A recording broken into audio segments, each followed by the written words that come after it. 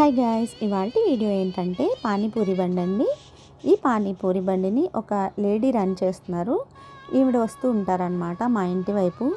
ఇంతమంది రాజస్థాన్, బీహార్ వాళ్ళ మధ్యలో కూడా ఈవిడ బండి కోసం వెయిట్ చేసే వాళ్ళు చాలామంది ఉన్నారు.